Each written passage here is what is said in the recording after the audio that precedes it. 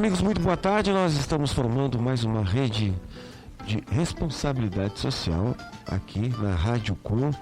Você está começando então o nosso programa mais uma vez nesta quinta, que está esfriando um pouquinho, né, Diná? Colega Diná, que já está presente também aqui no estúdio. Tudo bom, Diná? Boa tarde, Rui. Boa tarde, Pedro, e a todos os ouvintes. É realmente uma quinta que ficou meia cinza, mas isso não vai deixar cinza nosso trabalho aqui na Rádio Com, em respeito a todos os nossos ouvintes que nos ouve todas as quintas e participa do programa. É isso aí. E já temos uma participação por telefone já do nosso colega, né? Já posso dizer colega, porque ele é coautor aqui das produções do nosso programa. Doutor Paulo Fonseca, boa tarde, doutor. Alô? Alô, doutor Paulo. Olá. Opa, agora sim. Que espetáculo. Tudo tranquilo, doutor? Tudo tranquilo, boa tarde para vocês. Boa tarde, amigo. Mais uma quinta-feira, né? Isso, tá esfriando um pouquinho, né? Dizem até as secretárias aqui, tu sabe que mulher tem um termostato diferente do nosso, principalmente do meu. Mas para mim ainda está agradável. Excelente para dar uma pedaladinha, fazer uma atividade física, sem ficar aquele calor desagradável. Sim. Eu acho que poderia se manter assim, Tranquilo. não ficaria ruim. Eu acho que sabe que tem um colega meu lá da Embrapa, que já teve a oportunidade de morar em diversos lugares, assim, né, do país, e também fora, no exterior, morou nos Estados Unidos, morou na Europa, e ele sempre me diz: ô Rui, melhor lugar para se morar é aqui, cara, porque tem essa diversidade de temperatura, isso deixa a gente motivado, né, ligado, e a gente não valoriza isso, né? Sente um pouquinho frio, obviamente, mas... Mas normalmente a gente tem que tomar cuidado quanto a isso, né? Muitas vezes a gente só dá valor às coisas quando perde, né? Exatamente. Não se valoriza o que se tem. Esses dias mesmo eu estava pedalando ali, falar de pedal, já que tu és um apreciador também, na beira do Laranjal, ao entardecer, olhando aquela lagoa toda à minha disposição, eu disse, pô, que espetáculo isso aqui, né? E quantas pessoas não têm o privilégio de ficar olhando essa vista, aquela lua assim, batendo na lagoa. Pô, e hoje estava uma lua maravilhosa. Pois é que eu digo, só aquele visual já cura muita coisa, né? Já que nós estamos falando em dicas de saúde, tem o seu valor, então tem que se valorizar as coisas. Que maravilha. Falando em valorizar, vamos falar na nossa dica, então, que às vezes a gente não valoriza algumas coisas que se tem à disposição, como a amamentação, né? Mas eu não vou falar de amamentação, vou falar da importância da amamentação na odontologia para a criança. A pergunta que uma mãe me fez, que apareceu para ser atendida na faculdade com 5 filhos, doutor, pode dar chupeta ou não para essas crianças? Aí a resposta é, como sempre em saúde, depende. Vamos avaliar cada caso. Para os maiores não, para os menores talvez. Até porque a criança tem aquela fase oral, né, importante, por isso que a gente sempre aconselha que a criança, no mínimo até os 6 meses, tenha o aleitamento materno. Além toda a importância da nutrição, que não é a minha área, tem a importância daquela fase oral que o bebê vai saciar parcialmente. A gente sabe que só a amamentação não sacia essa necessidade da fase oral que eles passam. Então aí pode ser complementada com a chupeta.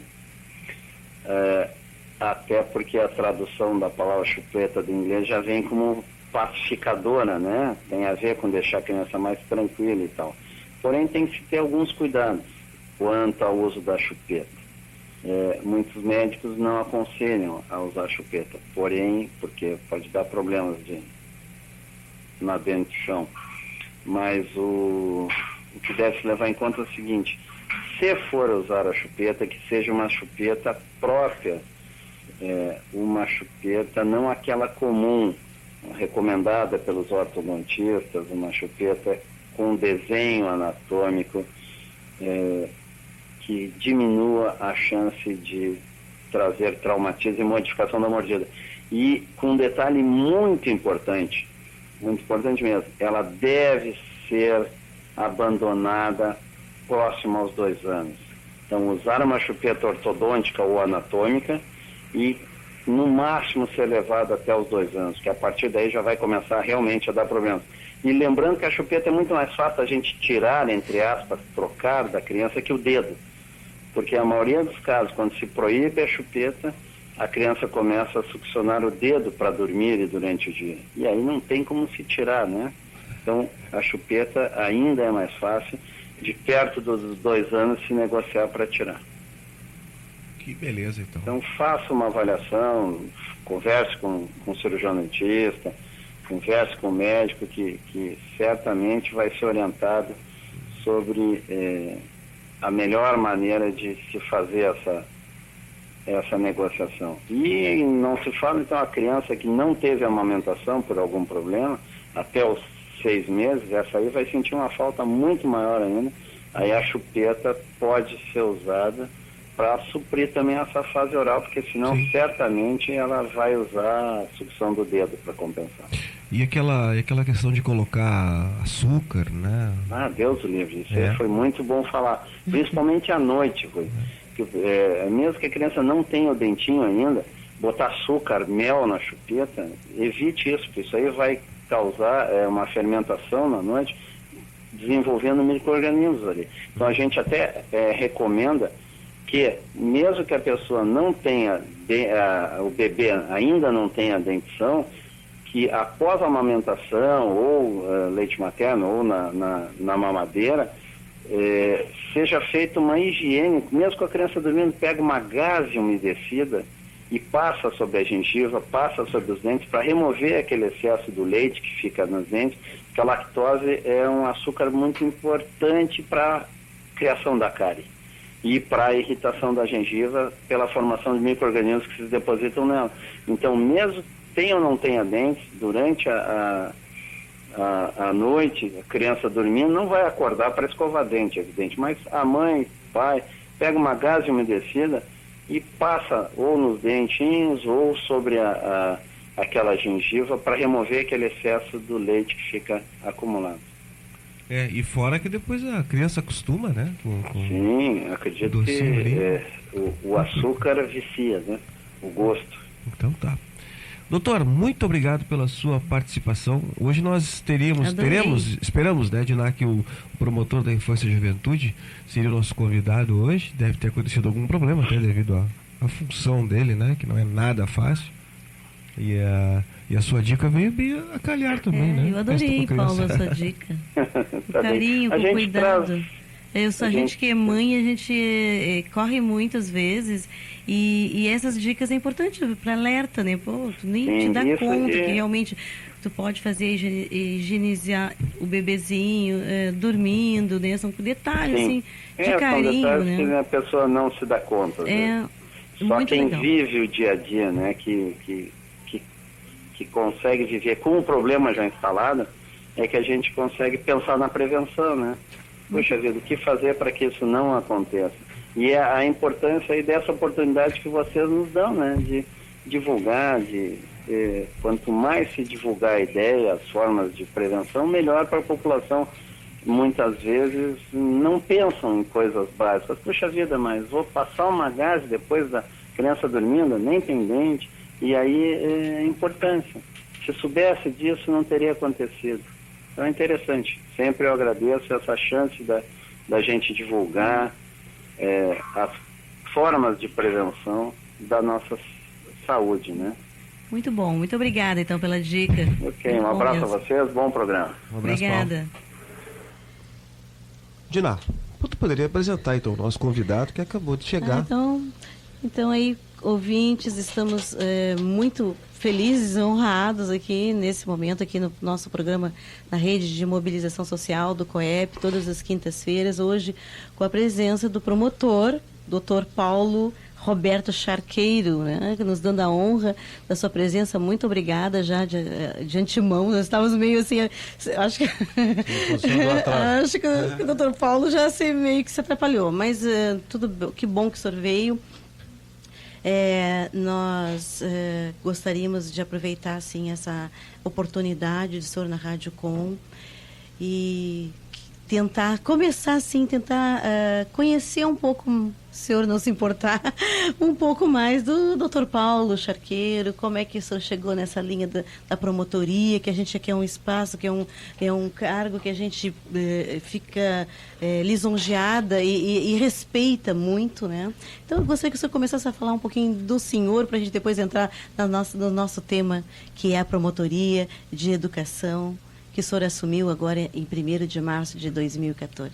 Boa tarde a todos, especialmente aos ouvintes. É um prazer estar aqui conversando contigo, Diná.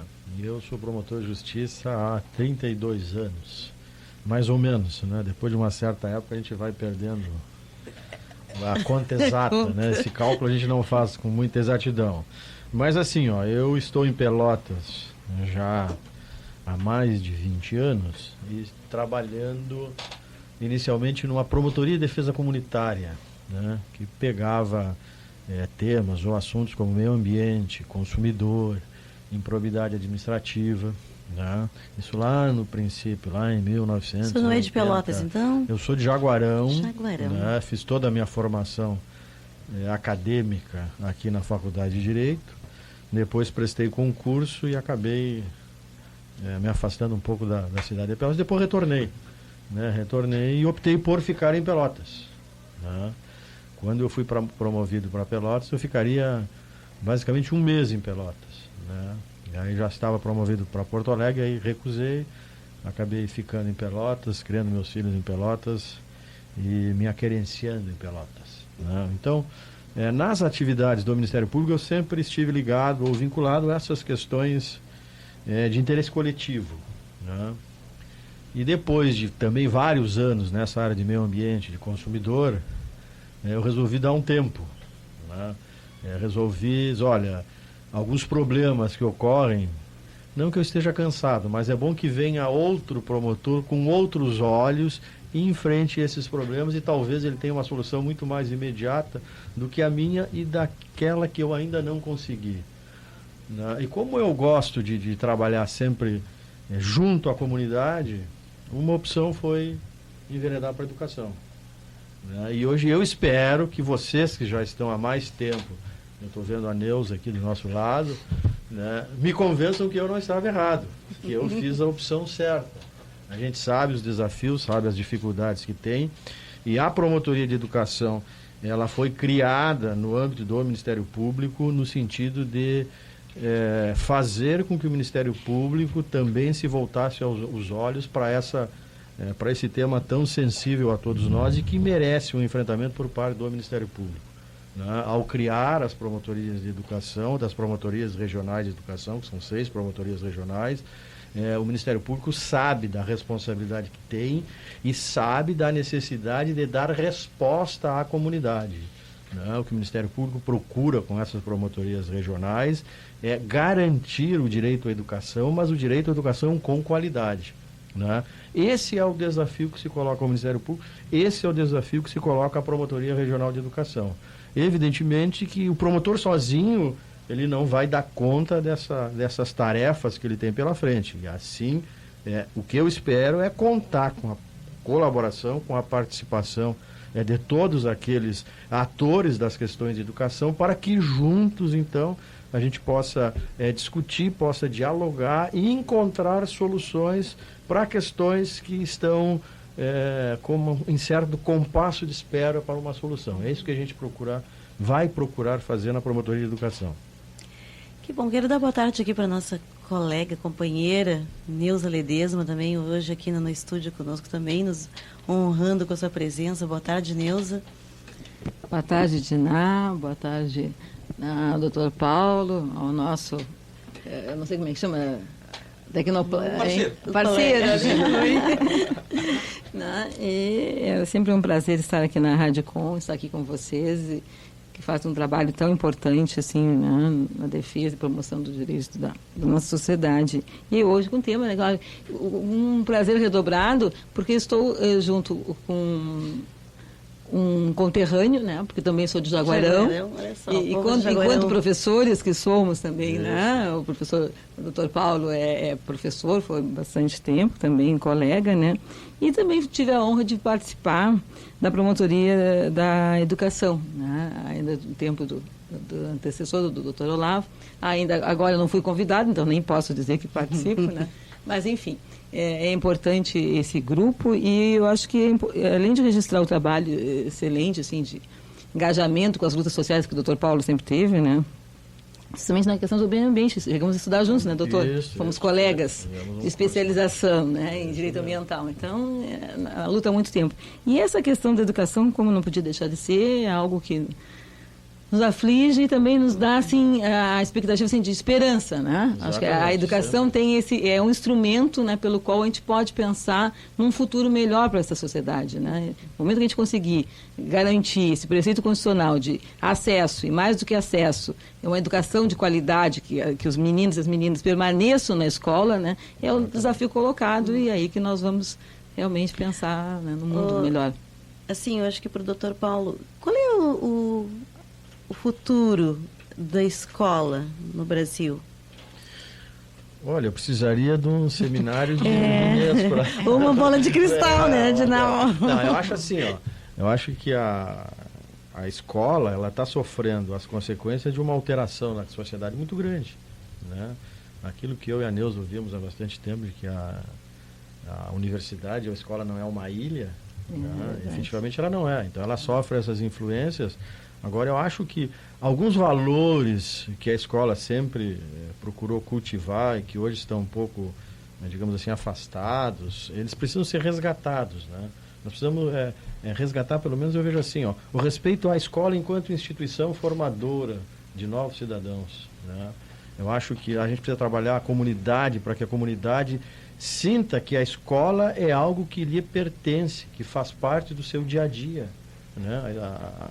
A comunidade escolar que cerca a escola, os pais dos alunos especialmente, né, eles têm que ter essa percepção, né, que a escola é sua, lhe pertence, e a responsabilidade pelo bom funcionamento da escola também é dos pais, né, e os pais manterem uma relação sempre de proximidade com os professores, de troca de informações, né. Acho que não cabe mais na sociedade atual tu pensares, meu filho eu entrego para a escola, bom, a escola é responsável pela educação. A educação em sentido amplo aqui. Não é mais assim, não pode ser assim e assim não funciona, né? Então, a sociedade precisa resgatar a escola precisa resgatar a comunidade, né? Essa interface aí, essa relação aí, eu acho que pode melhorar e pode fazer com que a escola tenha um rendimento, entre aspas, né, melhor do que está tendo. Eu queria até, para colaborar, assim, contribuir nessa linha, né, dentro dessa perspectiva que nós estamos trabalhando enquanto Secretaria de Educação, e já antes mesmo de estar atuando assim na gestão, na escola a gente dizia isso, né? A escola, ela pertence à comunidade. E essa ideia de pertencimento, de resgate desses laços, né, é fundamental. Porque no momento que eu percebo que a escola é minha, é nossa, da minha família, daquela comunidade na qual ela está ali inserida, eu vou ter um outro olhar e uma outra visão, assim, uma atuação efetiva mesmo, né? Um outro cuidado. Um outro cuidado, né? Porque, em realidade, a educação, a escola, como tudo, é uma instituição social, cultural, e ela não é só para aprender a ler e escrever, como se tinha aquela ideia antiga, né? Nós formamos cidadãos e temos esse papel de corresponsabilidade de atuar junto com a família, né? Agora, a escola tem que estar aberta, e nisso eu até aceito algumas críticas, né? De que a escola, por vezes, se fecha a essa comunidade, né? Não acolhe como deveria, né? E, na verdade, eu diria uma provocação na doutor Paulo e Diná, a função, assim, resgatar a função da escola enquanto instrumento social de poder, sabe, ultrapassar barreiras e realmente transformar essa sociedade, né?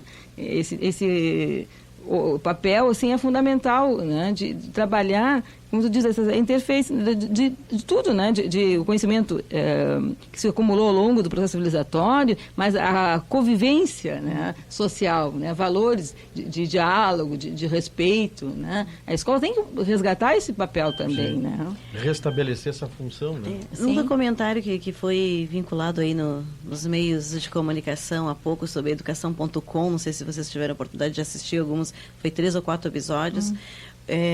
O repórter fazia esse questionamento igual para uma das professoras que estava dando a entrevista e ela dizia que o futuro é uma escola sem muros, bem dentro disso aí. É uma escola sem muros, é uma escola sem quadros, sem aquele um único líder determinando, porque a gente tem várias verdades, Sim. né? Mas aí, Neuza, quais são, como é que nós poderíamos começar a construir isso hoje? Justamente isso, assim, o que se diz, não sei se você concorda comigo, né?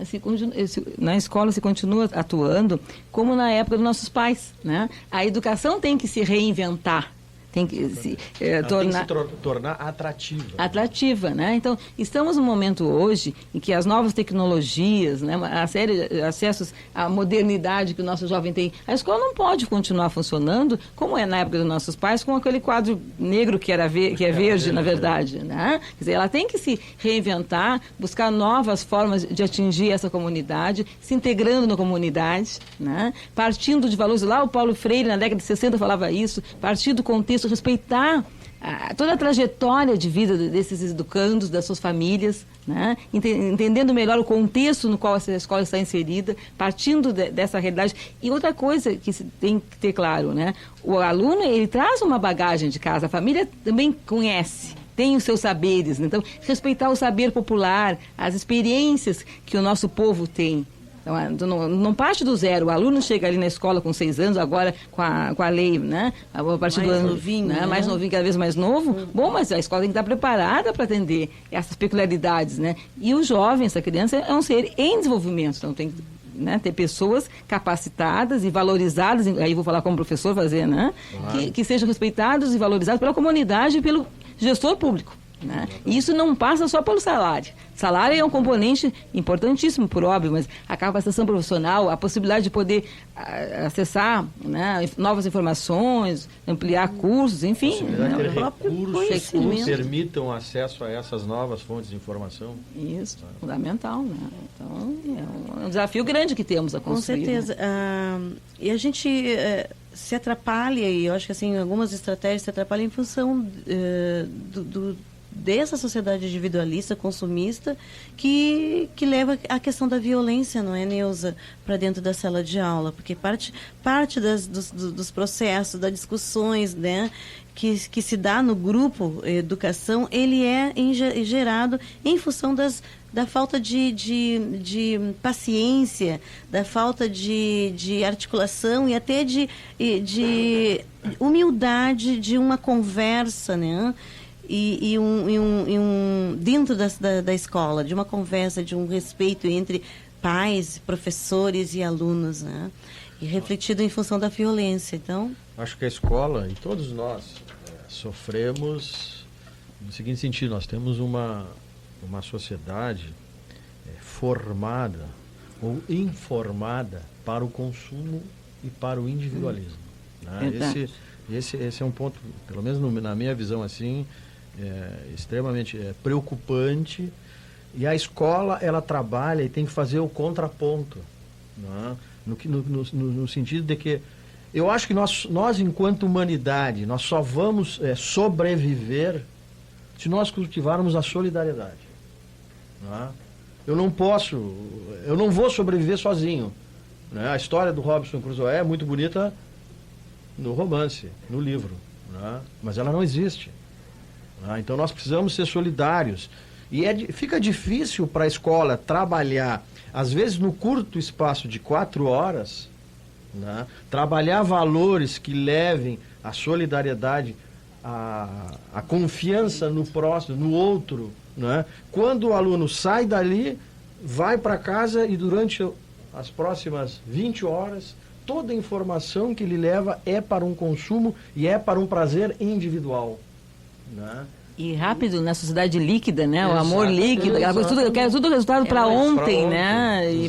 E depois não tem essa perspectiva de futuro, de construção, valorizando o passado, reconhecendo aquilo de bom, mas entendendo que o presente é para ser vivido hoje, mas eu tenho que pensar no amanhã, essa noção toda, né? Aí traz toda essa dificuldade. Eu acho que o desafio não é só para a escola. E quando eu falo escola, eu quero dizer para todos nós que fizemos parte da escola. Né? É tentar mudar esse tipo de coisa.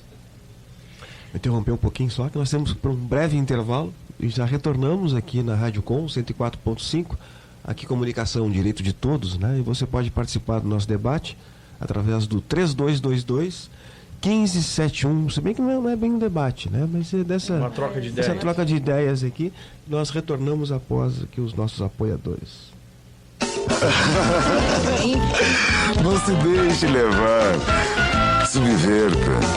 Rádio Com 104.5 FM.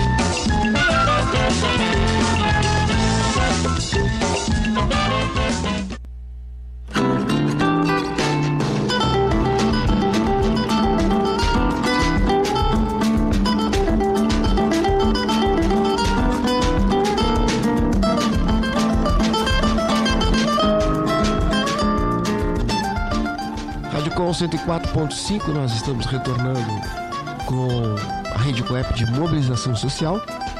Hoje com a presença aqui nos nossos estúdios do promotor da Infância e Juventude, Paulo Charqueiro. Ainda estamos nos acostumando com o nome dele, né? Estávamos com o Dr. José Lavo ainda, mas é com muita satisfação que nós recebemos ele aqui. Mas antes de a gente voltar para o nosso bate-papo, a Neuza também está presente. Temos uma participação por telefone aqui na Rede Coep. Alô? Olá, Oi? Isane. Olá, boa tarde. Boa tarde. Isane, gostaríamos então que tu aproveitasse o momento para divulgar o seminário que estamos planejando para o dia 28 de maio. Fique à vontade de divulgar, aproveita o espaço. Porque Obrigada, agora estamos nessa fase de mobilização e divulgação do seminário, né? Isso. Então, dia 28 de maio, às 13h30, nós vamos estar realizando pela primeira vez, né, no Conselho da Mulher, com alguns apoiadores, como o GAMP, o primeiro seminário sobre humanização do nascimento. Um tema que até então nós não tínhamos nos debruçado, porque embora o Conselho da Mulher trabalhe já há muitos anos, né, com a questão da violência contra a mulher, ela é pauta da plenária e do GAMP, há pouco tempo a gente fala de um tema bastante sensível e até polêmico, que é a violência obstétrica. Então, o Seminário de Humanização do Nascimento busca justamente levar o olhar da população e também dos profissionais sobre o programa de humanização, que vem pela Secretaria Municipal de Saúde, que vai apresentar, a humanização do nascimento em si, quais são as práticas que podem ser feitas para nós tornarmos esse momento vivido de uma forma mais sublime, mais plena, onde a mulher é empoderada e ela tem consciência do seu próprio corpo e não entrega o seu corpo para ser feito um parto, e sim ela é ativa nesse processo. E aí a nossa convidada é a doutora Marilu Corrêa, que ela é professora da Federal, e nós temos também a Virgínia Moreto, que é professora da URGS, e vai falar sobre a violência obstétrica, que muitas vezes passa de forma despercebida no dia a dia do atendimento dessas mulheres que estão nesse período tão frágil que é o do nascimento dos seus bebês. Não sei se eu falei tudo. Muito bem, Isane. Perfeito, então, gente. Então fica o convite a todos os ouvintes, desde já colocar na sua agenda, importante a participação e aproveitar esse espaço de reflexão que o Conselho oportuniza, e juntamente com o GAMP, universidades e todos os... Agora o Nascer Sorrindo também, que é um outro núcleo, pode-se dizer, né, Isane? Isso, uma iniciativa muito legal de umas meninas de Rio Grande e que agora está tendo uma ampliação aqui em Pelotas, né, com a Ana Paula e a Tainã, e que estão muito envolvidas e motivadas e engajadas para fazer refletir mesmo sobre essa realidade. Então, ok, Isane, muito obrigada, então. Eu que agradeço. Vamos voltar a falar do nosso evento para a gente poder lotar o espaço do Mercosul, ali bem no calçadão da cidade, do centro da cidade, onde vai ser realizado o evento. Dia obrigada, boa tarde. 1h30. Muito obrigada. Tchau, tchau. Tchau. Então tá, vamos voltar aqui com o Paulo Posso Dr. fazer Paulo uma pergunta Charqueiro. para o Dr. Paulo? Dr. Paulo, eu queria fazer uma pergunta com relação a um tema que é bem polêmico, né? Que existe uma campanha acirrada aí na internet, principalmente, que é a questão da maioridade penal, né? Tá. Eu queria que o senhor falasse um pouco sobre a sua opinião sobre isso, né? Deixa eu te dizer assim, ó, a questão da maioridade, ou da elevação da maioridade penal, ela não pode ser discutida em cima de determinados fatos, determinados crimes que ocorreram a semana passada, né? Já existe uma discussão no Congresso bastante grande, o Congresso já se manifestou, já derrubou qualquer tentativa, existia a PEC de tentar alterar, né, a maioridade penal, e o Congresso já tinha sepultado, né, mas vez por outra volta essa discussão, né, e eu sou absolutamente contra, né, absolutamente contra. O que nós é que nós precisamos pensar assim, ó, nós temos um sistema prisional que não consegue dar uma resposta. Não consegue dar uma resposta conforme determinados veículos da mídia querem a resposta. Tá? Aqui que a gente tem que pensar, o que a sociedade tem que pensar? A sociedade também tem que saber como estão os presídios. Né? Em que condições estão os presídios? Eu há muito tempo não trabalho na área penal, na área criminal. Mas eu sou capaz de te apostar. Eu passei numa vara criminal há 15 anos atrás. E se eu passar no presídio hoje, no presídio Pelotas hoje, provavelmente as condições desse presídio hoje, posso estar errado, tomara que esteja, sejam iguais ou piores das de 15 anos atrás. Então, não existe a preocupação do Estado em construir presídios adequados e dignos que possam cumprir com uma das funções da pena, que é recuperar.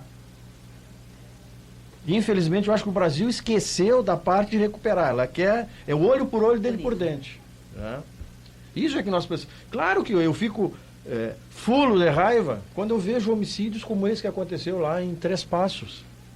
Né? Qual é a primeira coisa que me vem? Vai ter que matar esse pessoal. Não é um sentimento normal que vem. Né? Agora, nós, enquanto sociedade, temos que estar preparados para enfrentar e para punir de forma adequada esse tipo de ação que agride todos nós. E se nós aumentarmos a maioridade penal, o que vai acontecer é que hoje, adolescentes que nós tentamos recuperar e não conseguimos, os projetos da nossa sociedade ainda não se fazem presente, ainda não conseguem atingir esses adolescentes infratores, nós vamos simplesmente jogar ele numa cadeia normal. Isso que vai acontecer. Né? E aí é preciso pegar, eu estou dando alguns palpites numa área que não é minha. Né? Nós temos uma população carcerária que é uma das maiores do mundo. Né? E ainda hoje a gente ouve, o Brasil não pune ninguém. Mas como é que nós não punimos ninguém se nós temos hoje, proporcional à população, uma das maiores populações carcerárias do mundo? Pô, então nós estamos punindo, né? Nós estamos botando na cadeia. Agora, onde é que está a falha nesse sistema aí? É que nós não estamos conseguindo recuperar. Né? Esse é o problema. Quer dizer, eu me lembro da época em que eu trabalhei, que existia uma equipe técnica que acompanhava todo o presidiário que estava saindo. Essa equipe parece que não existe mais. Né? Então o Estado, o que eu digo Estado, a sociedade, ela tem que se voltar para isso. Nós estamos pecando em algum local. Né? Então eu sou contra e não acredito que seja a solução.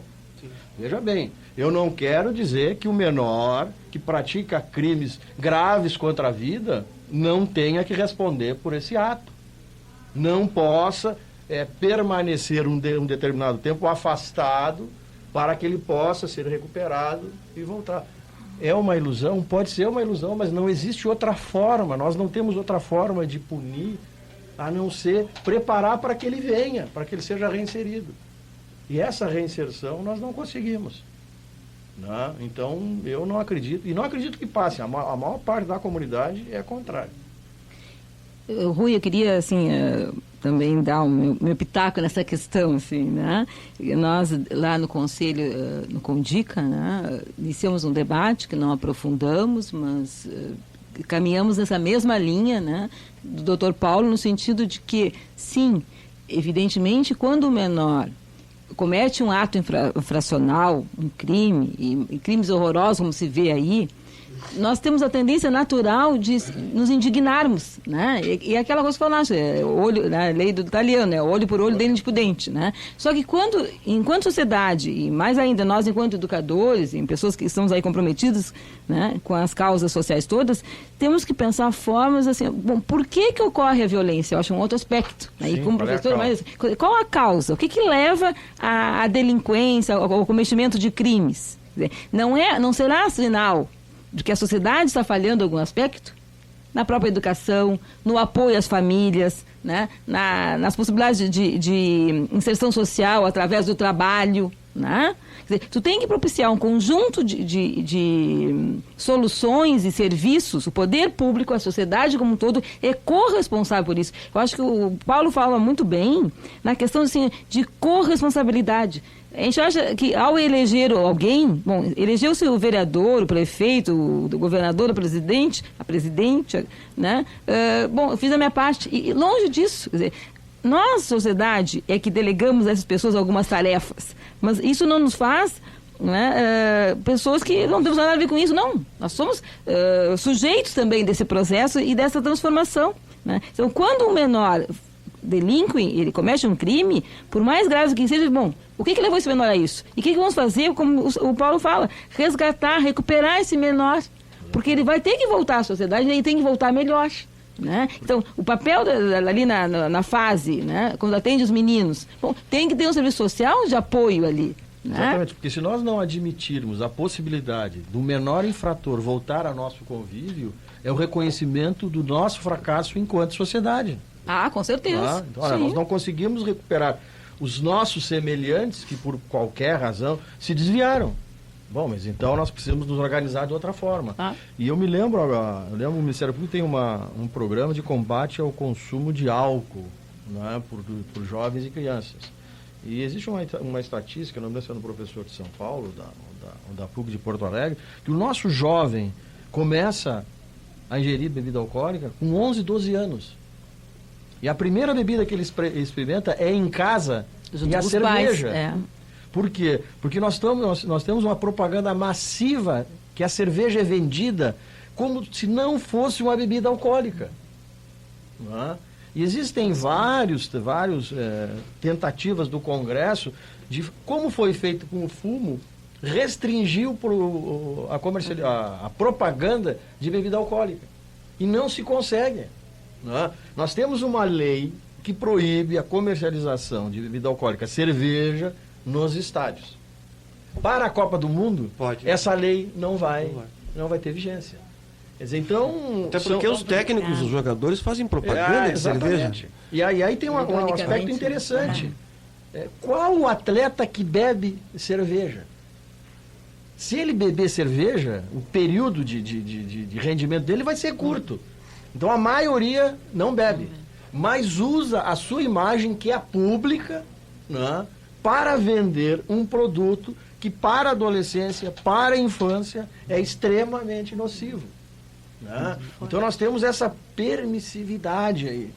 Né? E aí nós vamos levar o jovem para o álcool, ele vai experimentar o álcool, depois ele pode ir para outra droga mais forte. Tem umas questões culturais também, né, Paulo? Porque assim, ó, a propaganda, o que mostra? O homem que bebe, o homem que fuma, é o cara, né? É o cara, é valorizado, tem aquele status. Só que, na verdade, ele não é o cara. Pois é, né? Então, o menino se sente compelido, bom, né? Para mostrar que é o homem, ele tem que começar a beber cedo. E na família mesmo, né? E nós temos questões culturais, assim, alguns probleminhas em escolas nossas do interior, que é muito usual as famílias reunirem-se e os meninos são estimulados a beber com o pai. Olha, o grupo de homens que está ali reunido no churrasquinho, ou então vão pescar, e são estimulados estimulados e serão mais, né, tão mais homens quanto tiveram essa capacidade de acompanhar e beber junto e tal, e ser parceiro, né? O ser homem passa por experimentar a bebida. Então tem umas questões, estereótipos e mitos da sociedade que, né, nos torna corresponsáveis nesse processo todo, né? Isso, e veja bem, isso que você sente na família, isso é reproduzido, por exemplo, nesse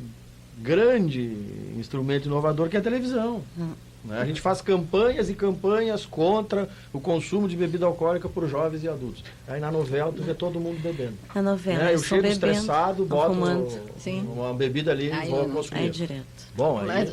Para retomar essa questão assim, ó, que o Rui coloca muito bem, eu gostaria que o Paulo falasse assim, porque, né, o promotor tem uma autoridade, né, nessa experiência mesmo, né, como ser humano, inclusive, que é hiperatuante, né?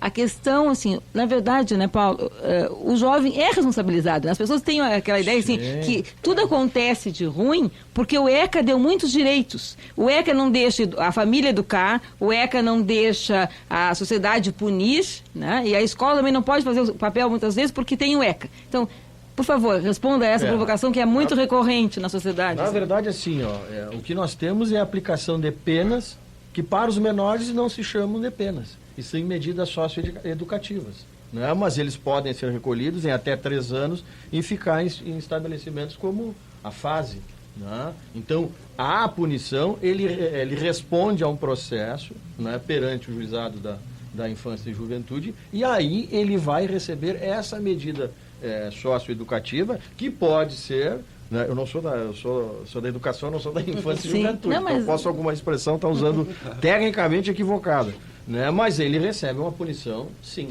né? Agora é assim, e aí o Estatuto da Criança e do Adolescente, ele é lógico. Ele não vai dar o mesmo tratamento para uma criança ou para um adolescente que está em fase de formação, né, em que nós temos que trabalhar para que aquele ato que ele cometeu, né, e que é considerado nocivo à sociedade, que ele venha a se recuperar e que ele passe novamente a fazer parte da nossa comunidade de uma forma atuante, trabalhando, estudando, e não da mesma forma daquele maior que já está formado, entre aspas, né, e que por ser maior, por ter um entendimento melhor, né, vai responder de forma diferenciada. Então, e aí se nós pegarmos, a gente estava falando na pena ao menor, mas no adulto também, a pena ela não pode ser meramente retributiva, olho por olho ali, talhão, né? Tem que dar uma oportunidade para que ele venha a se recuperar e a se reinserir, porque senão nós vamos ter uma massa carcerária que nunca vai diminuir e só vai aumentar. Bom, mas nós vamos chegar até quando?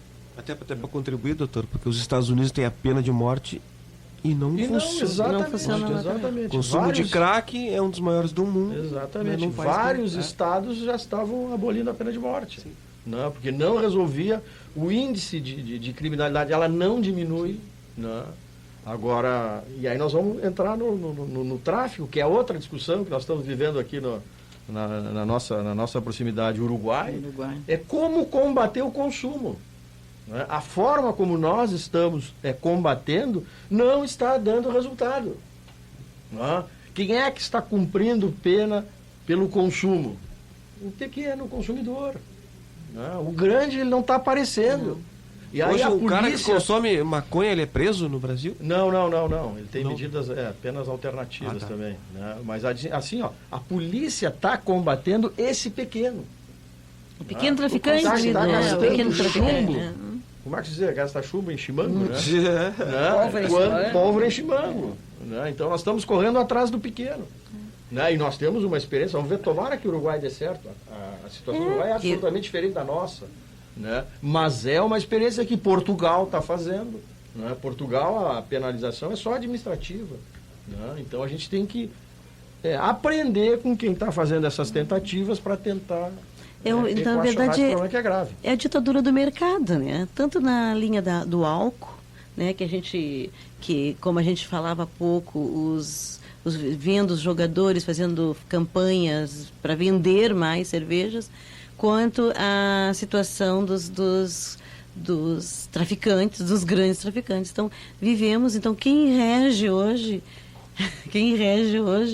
são essas pessoas. São grandes empresários e alguns políticos, que a gente pode dizer, grupos que têm as grandes indústrias que nos levam, que desconstrói tudo o que a gente tenta fazer na linha da educação, na linha social, né? E até prejudica até o acesso, né, à questão da saúde, porque esses recursos eles não chegam onde deveriam chegar, porque estamos nas mãos de um grande mercado. Eu te confesso, assim, Diná, que eu fico extremamente preocupadíssimo, né, porque me parece que a gente vive numa ditadura. Uma ditadura disfarçada e muito bem manipulada para que as coisas não aconteçam. Porque se nós temos hoje pessoas que nem o Dr. Paulo, aqui como a Neuza, né, que tem essa capacidade, esse discernimento dos assuntos, e são pessoas influentes, né, e não conseguem fazer as mudanças, né. Nós temos, que a gente não pode esquecer, pegando o que a Diná disse, o mercado tem cara, né? O mercado não é o e tem nome. Exatamente. Claro, tem cara e tem nome.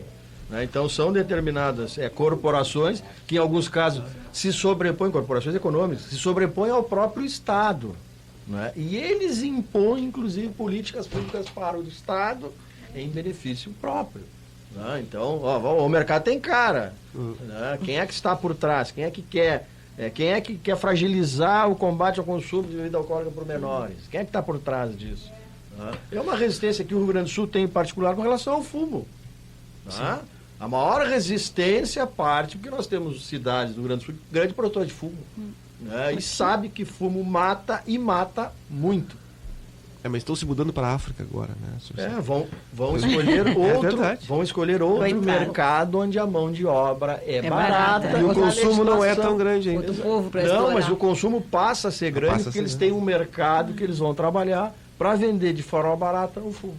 Temos uma participação por telefone aqui, doutor Paulo, que é a Kátia. Boa tarde. Boa tarde, Kátia. Boa tarde vocês, boa tarde aos ouvintes da Rádio Com. Eu queria só, não sei bem se é fazer umas colocações, mas não especificamente sobre essa questão da drogadição, mas em relação ao geral que estão falando, que está muito interessante. Eu queria que muita gente estivesse ouvindo isso.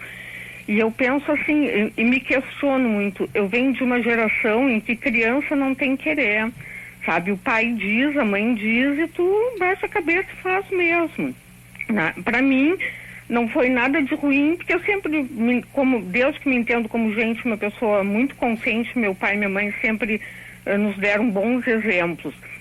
Mas eu penso assim que essa juventude, essa infância de hoje, se as pessoas chegarem neles já com regras, com posições autoritárias, a gente não vai conseguir deles absolutamente nada.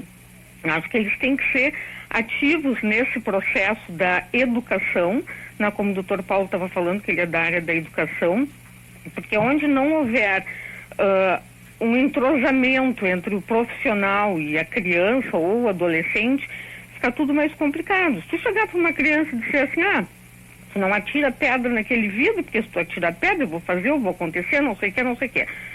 Eu penso assim, se chegar para essa criança e dizer assim, olha aqui, se tu atirar essa pedra nesse vidro, o que vai acontecer? Ele vai te responder, eu vou quebrar o vidro.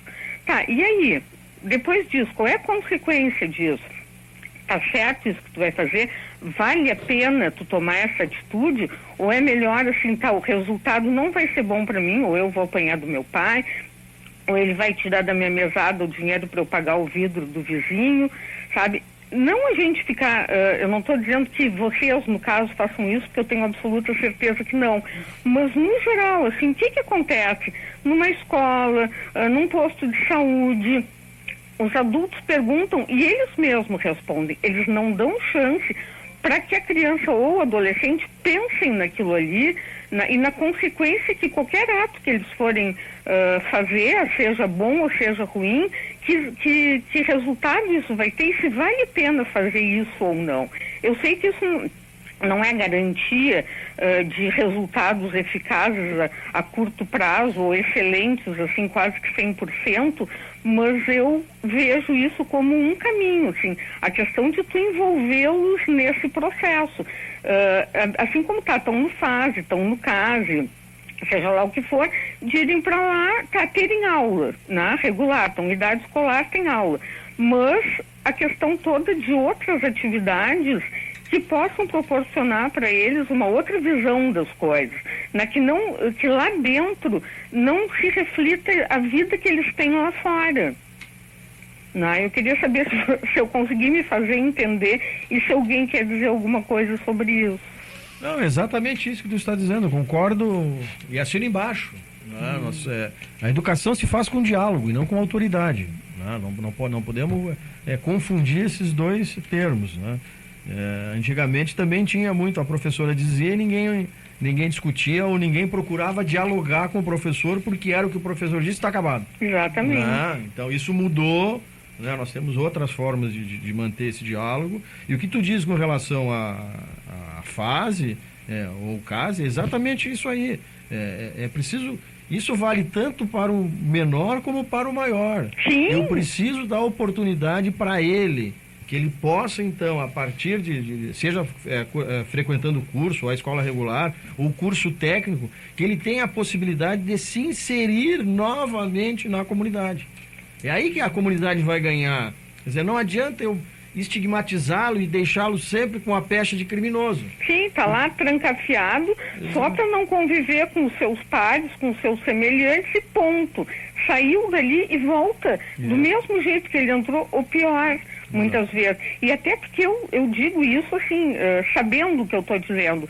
Tem pessoas que não conhecem outra vida que não aquela ali. Não conhecem, nunca tiveram a oportunidade. Eu já trabalhei numa creche e que as crianças que frequentavam essa creche, eles só conheciam desse prédio para trás, que era a zona onde eles moravam. Muitos deles nunca tinham visto a Praça Coronel Pedro Osório, o mercado público, vivido coisas da cidade onde eles moram. Então, quer dizer, um ambiente, um universo tão restrito que eles não têm ideia de que existe um mundo por trás ou na frente disso aí que eles estão acostumados a ver e a viver, né? É verdade. Vou te dar um exemplo claro, assim, que a gente enfrentou, não na área de educação, mas na área quando eu trabalhava na área do meio ambiente, que é a preservação do patrimônio cultural. Sim. Né? Eu sempre me bati por o seguinte, olha aqui, para mim preservar o prédio, que o município vai gastar, vai pintar, vai fazer todo de novo, é preciso que as pessoas que passem pela frente do prédio entrem no prédio e saibam a história do prédio, porque a história do prédio vai ser a história da pessoa, ou de algum familiar, ou no mínimo da minha cidade. E a partir do momento que eu me apropriar desse conhecimento, eu vou ajudar a preservar. Eu vou cuidar para que alguém passe ali e não vá pichar, não vá jogar uma pedra. Sim, daí existe um comprometimento. Exatamente, isso aí. Mas é que se tu não conhece, é aquela velha história do Saint-Exupéry, tu te torna eternamente responsável por aquilo que cativas. Agora, se uma coisa não te diz nada, tu não te sentisse, ou ninguém fez isso, porque às vezes não adianta querer que a pessoa... A gente tem acesso a outras coisas, já faz parte da vida. Eu me criei no meio de discos e de livros e de filmes, então a gente já tem um outro conhecimento, uma outra forma de ver as coisas. Mas para essas crianças que o mundo se resume ao que eles veem na televisão, né, que para eles a casa deles ou o prédio da prefeitura é a mesma coisa, é feito de tijolo e telha e olhe lá. Né, não tem mais nenhum significado além desse, né, quer dizer, do que está visto, do que está posto na frente deles.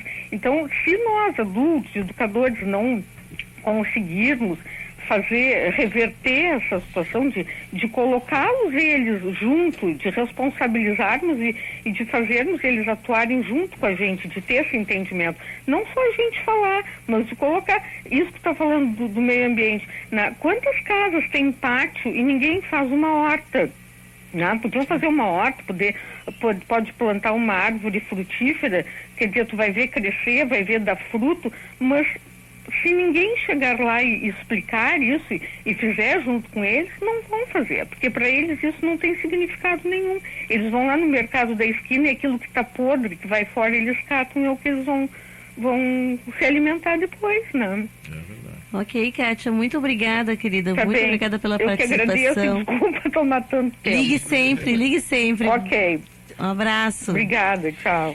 Pois é. E agora a Caixa acho que colocou umas questões assim interessantes, né? Assim, ó, o papel de todos nós, né? O papel da educação especialmente. E uma provocação para os nossos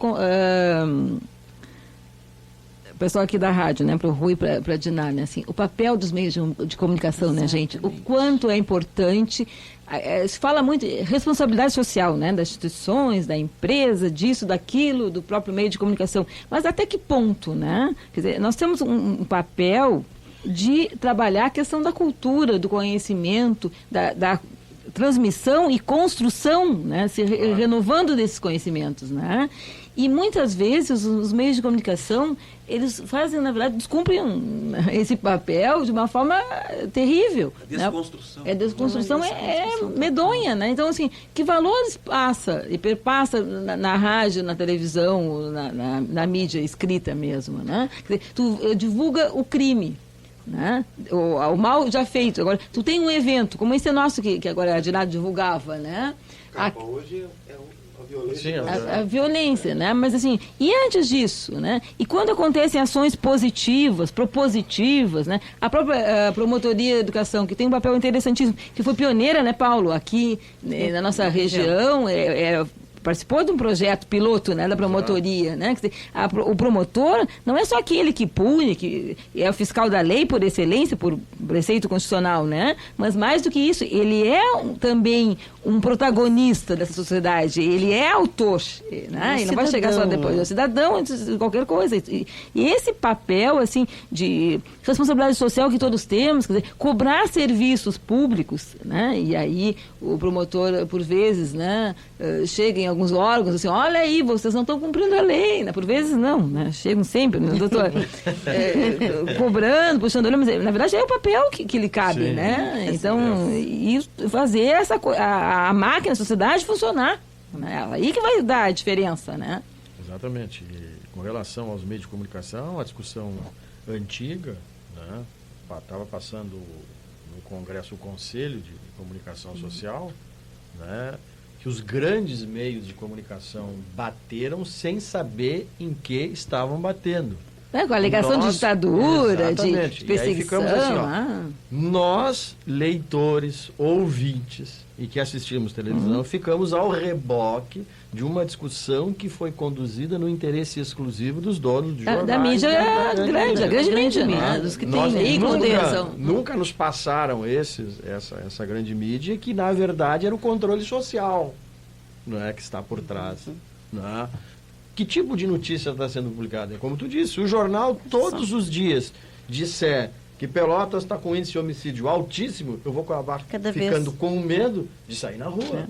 E naturaliza, né? Banaliza a violência, e assim como algo assim, é natural, né? Porque acontecia antes, acontece em outros casos, quer dizer, não vai aprofundar, né? As razões, o que fazer, né? Porque, na verdade, a violência e todos os problemas que nos afligem são consequências de uma sociedade que está doente. Exatamente. Então, não vai atacar, dar o remédio sem saber, afinal, pode ser tão amargo. Mas diminuir a maioridade penal, não, a pena de morte, não, mas para aí. É sofismo. E a causa?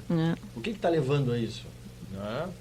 E uma coisa que você falaste, né, que eu acho bem importante, assim, quando se vai, e aí nós da área do direito, né, mudar qualquer lei, né, por conta da comoção momentânea, né, quer dizer, a questão da alienação parental, ela já existe antes, o que aconteceu com esse menino Bernardo, né? Quer dizer, a família já vinha dando, digamos, sinais, né, de desamor ou falta de acolhimento, negligência, enfim. Então, isso é uma questão que a gente pode estar retomando. Agora, a lei já existe antes. Agora, fazer uma lei, né, no clamor da indignação, da revolta popular, é um perigo. Agora, nós, enquanto sociedade, temos sim o controle social, quer dizer, fiscalizar as coisas. Bom, não está dando certo, a lei não funciona, mude-se a lei, mas mude-se pensando, fazendo uma análise antropológica. Sim, porque no específico. Eventual, na exceção. É o que aconteceu com crimes hediondos, né? Aquele com a Daniela, a filha da artista que foi morta estupidamente, né? Então, no clamor daquela morte, claro que conseguiu uma mídia grande, o fato da mãe ser, né, artista também, atrizes, né? Sim, né? Então se aprovou uma lei, bom, e aí? Será que ela surtiu o efeito desejado? Não sei até que ponto. Acho então a gente tem que pensar que não, né? Provavelmente não houve consequência, pelo menos, embora eu também não atue no crime, como eu já disse, né, mas não se viu repercussão nenhuma benéfica em função dessa alteração que se fez. Né? Então fica... Então, posso fazer uma última pergunta que não tem a ver com a sua atuação também, mas muito se fala que a desocupação do preso, né, com certeza leva ele a... Porque o cara fica ocioso dentro de uma cadeia. Muito tempo. Por que não poderia voltar com o que tinha antigamente? Eu acho que era bom aquele resultado do pessoal trabalhar em saneamento básico, essas coisas. Não existe nenhum movimento com relação a isso? Tem diversos projetos de ocupação dos presos que são desenvolvidos nos presídios. Né? Mas aí também tem que ter a participação da própria comunidade. Né? Eu sei que o nosso presídio aqui tinha várias atividades que eram exercidas. Né? Não sei com relação ao serviço público, tu está dizendo. Né? Porque alguns, por exemplo, trabalham no presídio. Né? E aí, a cada 3 dias, vai descontar um da pena. Né? Além de teres uma renda para beneficiar os teus familiares. Né? Enquanto tu estás recluso, tu está trabalhando dentro do presídio, tu vai ganhar um valor, né, que tu vai repassar à tua família e tu vai diminuindo os dias de pena que tu tens que cumprir. Agora, não é a maioria que trabalha. Né? Inclusive para menores, né, Paulo? Eu sei, nós temos algumas escolas que recebem meninos, jovens ainda adolescentes, que cometeram algum tipo de ato infracional mais leve que o juiz lá entendeu por bem que deveriam fazer prestação de serviço à comunidade. O que se vê? Um certo preconceito. As pessoas ficam com um receio, né, de receber esse jovem. Né? Então tem todo um estigma, toda uma desconstituição que tem que acontecer assim, olha aqui, ó, errar é humano, aconteceu. Bom, vamos estigmatizar aquele menino, botar num canto, esquecer dele? Não, né? Temos que oportunizar, é isso que o Paulo tem insistido muito, né? A educação, e uma educação de qualidade, uma educação adequada, que respeite aquele estágio de convivência, né, daquele menino, né? E essa possibilidade dele entender que o que ele fez é errado. Né? Então, onde entram os projetos de alternativos, né? De mediação, quer dizer, ele tem que se dar conta que errou. Né? E no momento que a pessoa se dá conta e percebe que errou, ela vai ter uma outra intervenção. Né? Ela vai começar a agir de forma diferente. Claro. Né? E é importante o Estado estar presente. Claro. Estado como um todo, como Sim, sociedade, oferecendo opções para esse menor. Né? Seja de trabalho, seja de melhor educação, de frequentar a escola e tal. Eu não sei, Dina, Rui, se temos ainda um tempo, eu queria voltar à questão que a colega ali falou, e o Paulo me ajuda nisso, assim, ó. Nós, em termos de educadores, né, na escola, assim, o que se diz? Bom, a escola tem que ter regras, e qualquer instituição social tem que ter regras, né? Direitos e deveres correlatos, todos nós temos, em medidas variadas, mas temos. Inclusive a criança e o jovem na escola. Quando se faz, por exemplo, o regimento da escola, normas de convivência, por vezes se comete, não raro até infelizmente, se faz errado, quer dizer, a direção da escola define as regras e não coloca o jovem como protagonista mesmo, como autor. Né? Bom, se são regras, temos direitos e deveres, o jovem tem que participar dessa construção, o seu pai também tem que participar dessa construção. Né? Entendendo qual é o papel da escola, quais são as atribuições de um de outro, né? Para poder, então, construir-se um documento que seja fidedigno, atenda aos interesses daquela comunidade, daquela localidade, de conhecimento efetivo de todos. Porque nós temos uma presunção legal, né, Paulo, de que todo mundo conhece a lei. E, na verdade, sabemos bem que não é assim.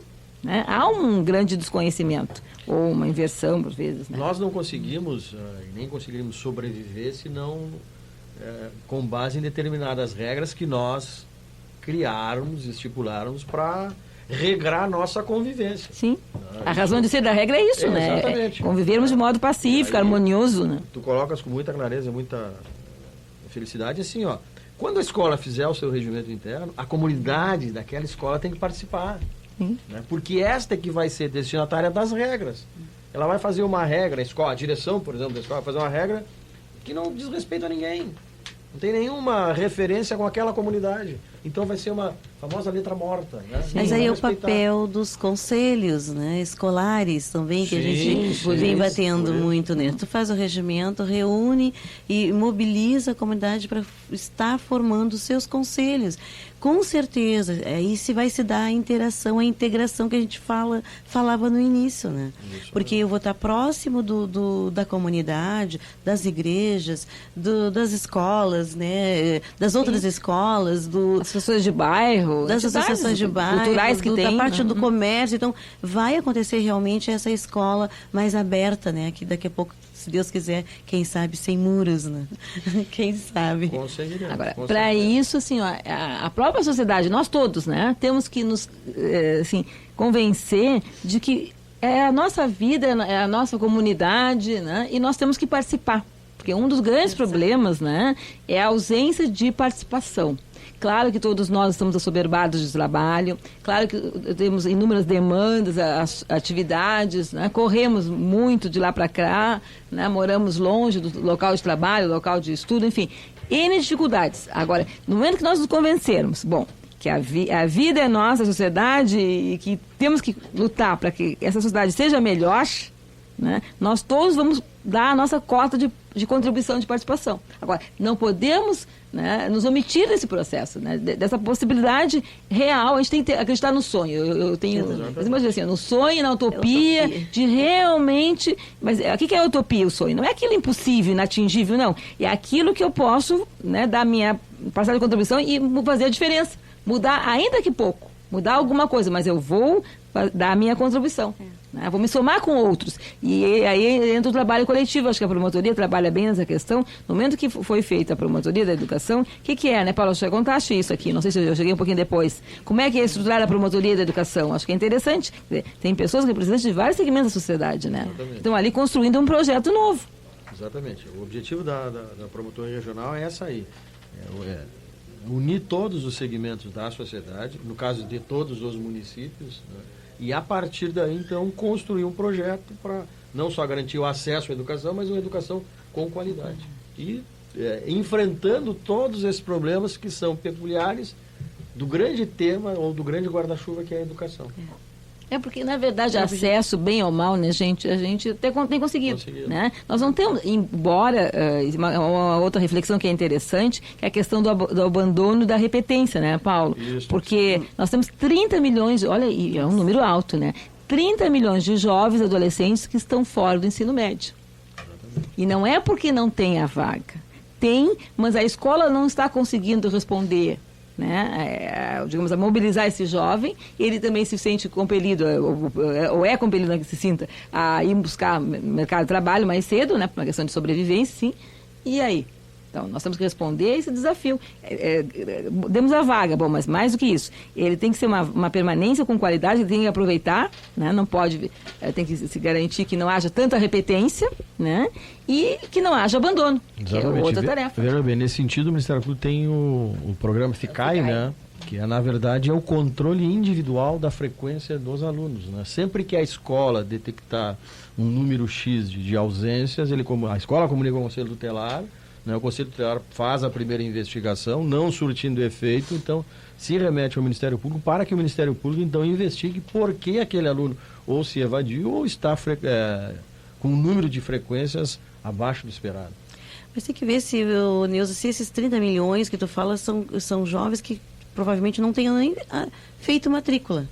Porque se ele foi para o mercado de trabalho, ele faz o ensino fundamental e para alguns basta, vai para o mercado de trabalho, então não se tem o controle através da FICAI, né, doutor Paulo?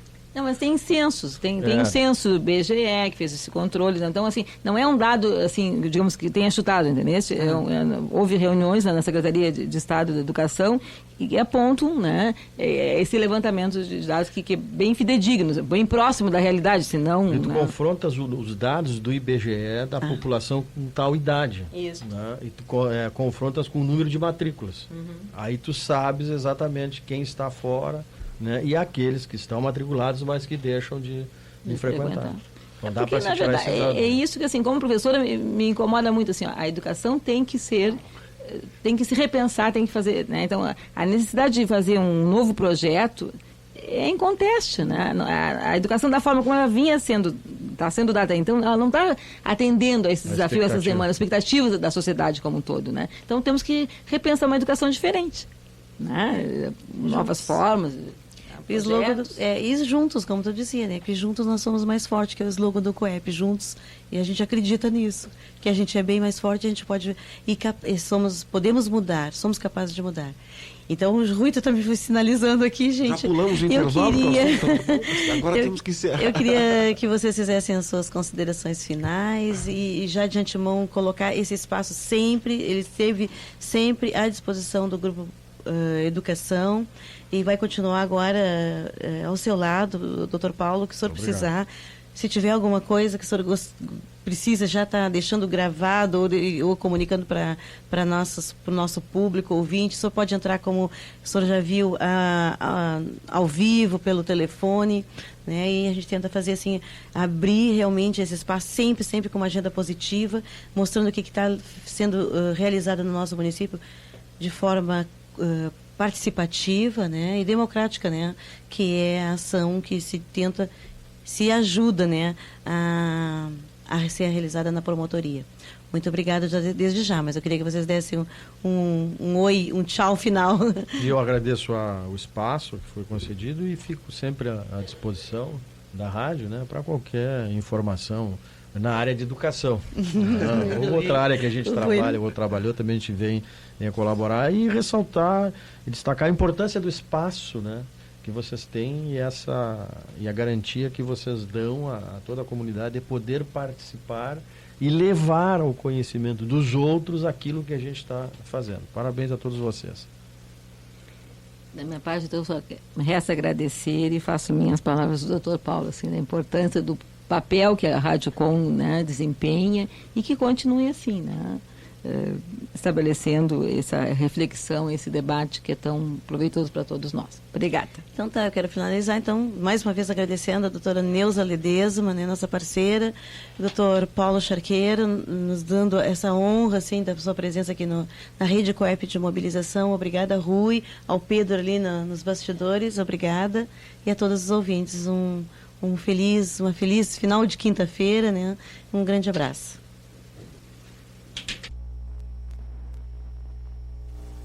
Comunicação é um direito de todos e a informação aqui é prioridade. Um novo jeito de ouvir rádio e de pensar o mundo. www.radiocom.org.br